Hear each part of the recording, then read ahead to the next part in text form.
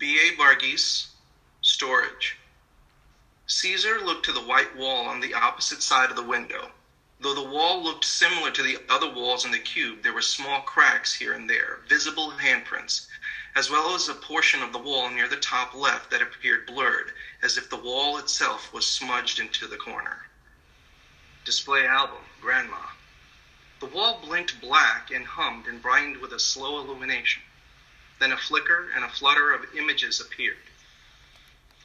Caesar, there are 900,000 media files labeled with that word.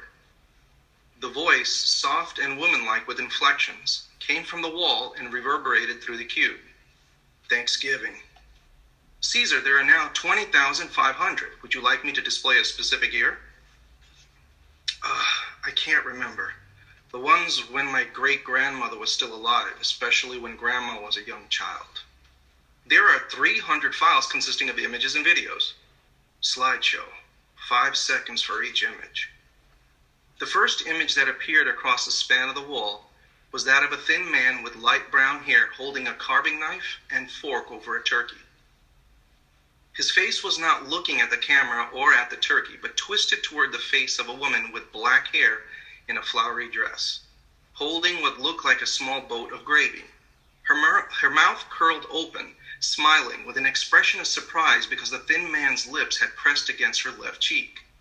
The next image was that of everyone around the table laughing, and the focus of the camera was on a little girl looking up at her parents in wonder and amusement at the surprise that was captured in the previous image.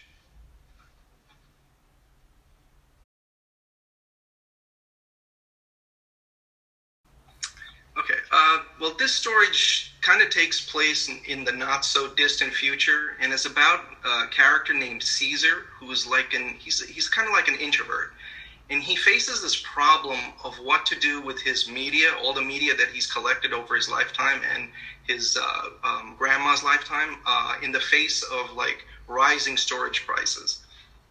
I know that it doesn't really sound like a big problem, but for this specific character, it means his very identity is at risk.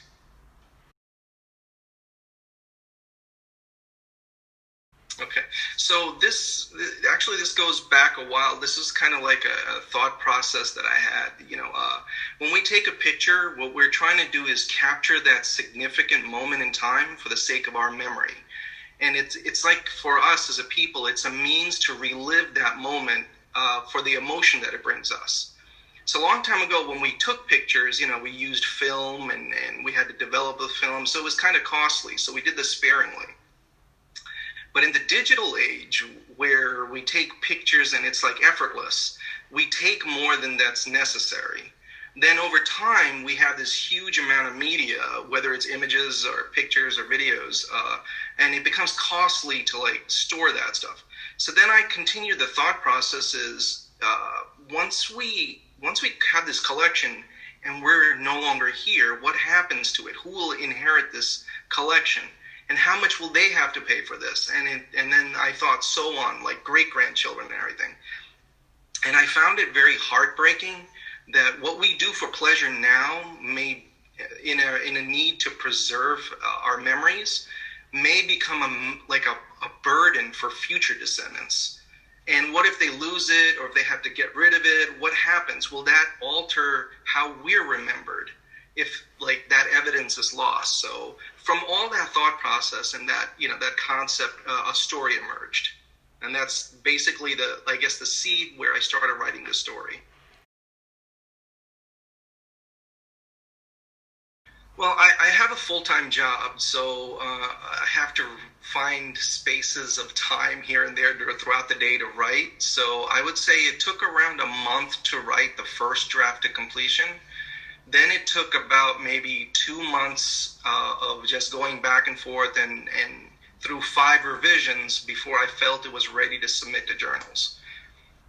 Then I think after that, it took probably 2 years before the story was actually accepted.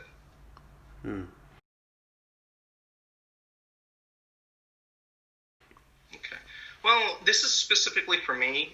What makes a successful story is the ability for what's on the page to draw me in.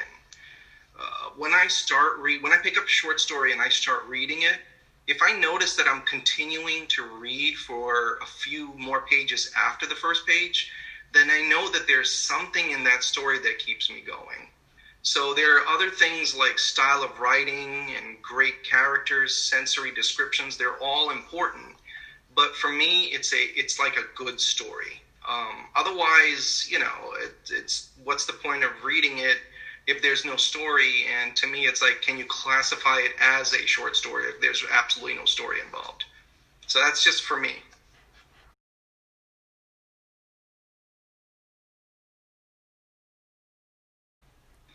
Yes. Well, whether it's a paying market or a non-paying market, I know that sometimes to get your writing out there, you have to submit to places that don't pay. So my one advice is persistence.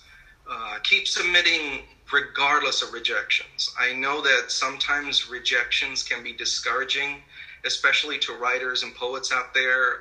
Getting a rejection is it's not something you want to get. But just keep in mind that a rejection is not necessarily a reflection of your story. It could be something. It could be something where it just didn't fit the journal. So rejection doesn't mean good or bad. That it's basically your writing is good or bad. It's just where the journal is and if it's a proper fit for them. So for me, I love reading short stories. And I just want more people to read my stories that I write. So with that in mind, I know that getting a rejection can be discouraging. But I would say that each rejection means that someone in that journal or magazine has read your story. And whether it's good or bad to them, they will take that story in their memory into eternity.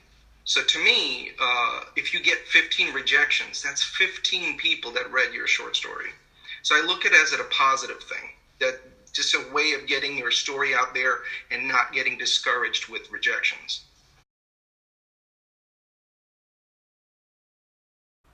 Yeah, it was this one. Okay. Yeah. So yeah, it was this one, which is really cool. I got paid around $100 US, so that was very exciting to be able to get paid for a short story that you wrote, because all the other previous publications were non-paid.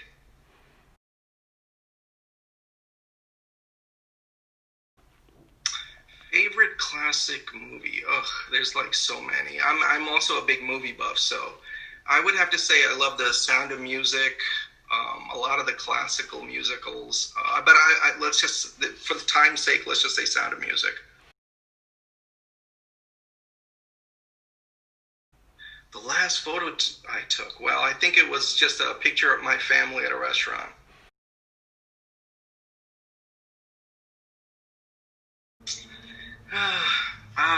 I would have to say, I think all of us the same thing. Sometimes in life we have to purge what we have because we just sometimes have a little too much. But I would have to say my books.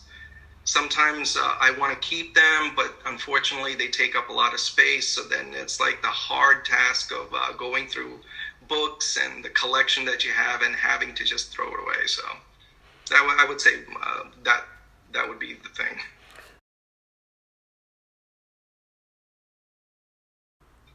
Yeah, sure. Well, basic. I would say first of all, big shout out to my wife and kids. I love them so much. A general shout out to my friends and extended family that have always supported my work and my writing. Another shout out to the University of South Florida and their English department. Great, I love them. Just a big thank you to all the professors there, Rita Cerisi, Karen Brown, Jay Hopler, and especially Professor John Fleming. I wouldn't be writing if it wasn't for the skills that they taught me and their support. So thank you so much to them. Thank you so much to you for just including me in this interview. That was awesome. I really appreciate it.